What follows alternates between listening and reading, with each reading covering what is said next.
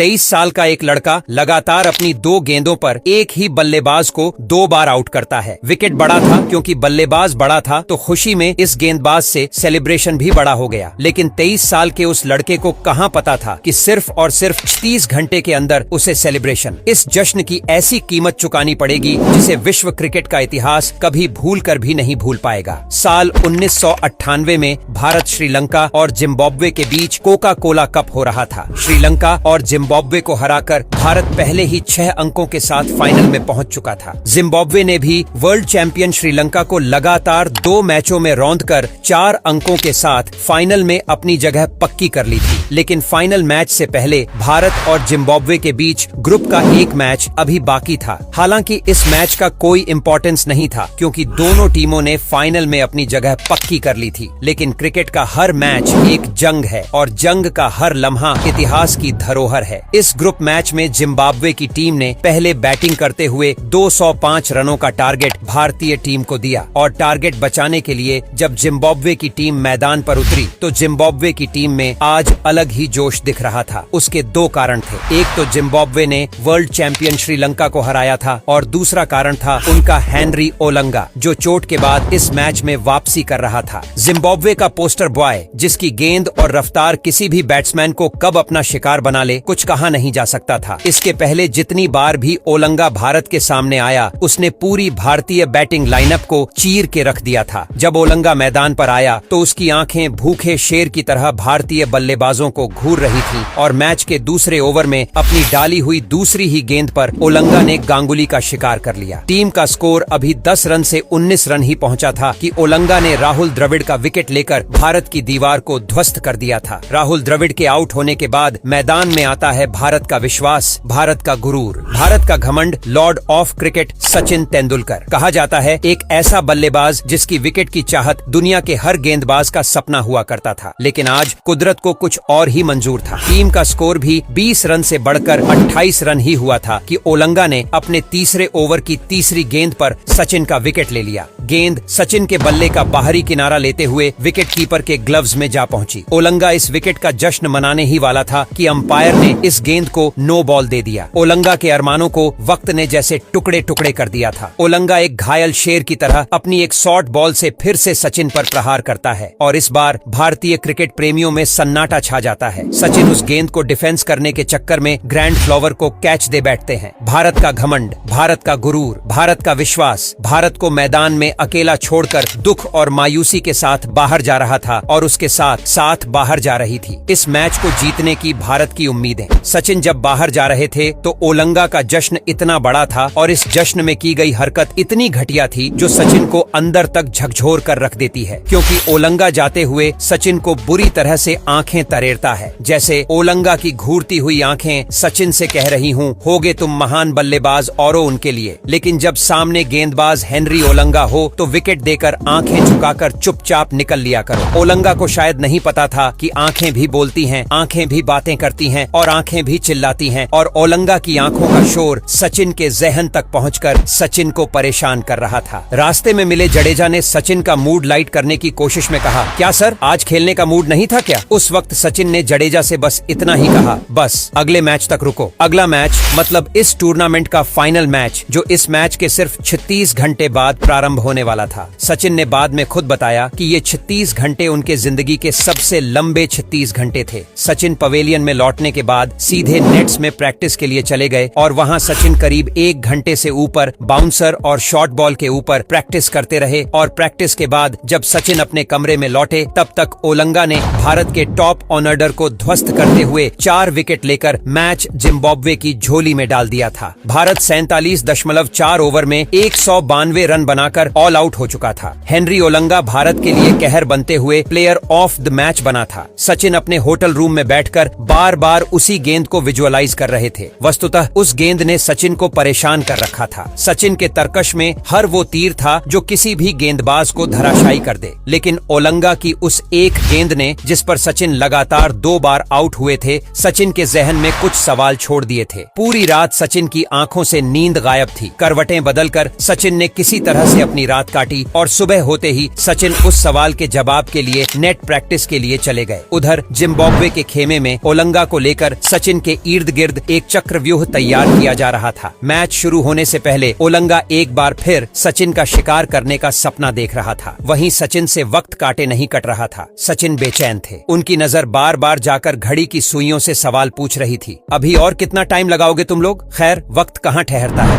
30 घंटे बीत चुके थे। मैच प्रारंभ हुआ और जिम्बाब्वे ने 50 ओवर में 9 विकेट खोकर 196 रन बनाया। हालांकि यह स्कोर बड़ा तो नहीं था, लेकिन जिम्बाब्वे की टीम अपने हेनरी ओलंगा नाम के ब्रह्मास्त्र के दम पर कोका कोला कप का फाइनल मैच जीतने का दम भर रही थी। जिम्बाब्वे का मानना था कि हेनरी ओलंगा की आग उगलती गेंदों का भारत के पास कोई विकल्प नहीं है। सचिन का इंतजार खत्म होता है। सचिन और गांगुली भारत की पारी की शुरुआत करते हैं और फिर उस दिन दुनिया ने पहली बार सचिन का गुस्सा देखा। सचिन की बॉडी लैंग्वेज, सचिन का एग्रेसिवनेस देखकर जिम्बाब्वे के प्लेयर्स रहम की भीख मांग रहे थे। ओलंगा जैसे ही गेंद लेकर आता, सचिन उस पर बाज की तरह टूट पड़ते। शॉट के बाद शॉट, शॉट के बाद शॉट, मानो सचिन हर बॉल को स्टेडियम के बाहर मारने के मूड में थे। उस दिन सचिन ने ओलंगा के साथ जो कुछ भी किया वह ओलंगा के लिए किसी मौत से कम नहीं था। ओलंगा की ऐसी धुनाई देखकर लग रहा था कि मानो सचिन कोई क्रिकेट का मैच खेलने नहीं बल्कि जंग लड़ने के लिए उतरे हों।